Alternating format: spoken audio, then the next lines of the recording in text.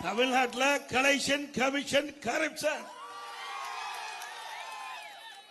பல்லாயிரக்கணக்கான கோடி ஊழல், கொஞ்சம் லஞ்சம் கிடையாது. டாஸ்மாக்ல விட்டு பல்லாயிரக்கணக்கான கோடி ஊழல் புரிஞ்சிருக்காங்க. இங்கேயும் வர்றாங்க. இங்க மதுபான விற்பனை அதிகமா இருக்குது. கண்ணை உறுத்திக்கிட்டு இருக்குது ஸ்டாலினுக்கு. ஏன் அங்க அடிக்கிறது இங்க வந்து அடிக்க கூடாது புதுச்சேரியில அப்படின்னு திட்டமிட்டு இருக்காரு. பிரச்சாரத்துக்கு வருவாரு. உங்களுக்கு நன்மை செய்ய வரமாட்டாரு. உங்களுக்கு இங்க இருக்கின்ற நிதியை சுரண்டுவதற்கு வருவார் திரு ஸ்டாலின் அவர்கள். உஷாரா இருங்க. நீங்க விழித்துக் கொண்டா பிழைச்சுக்கலாம். இல்லாட்டி தமிழ்நாட்டில் நடக்கிற கதிதான் புதுச்சேரியிலையும் நடக்கும் என்பதை நீங்கள் எண்ணி பார்க்க வேண்டும்.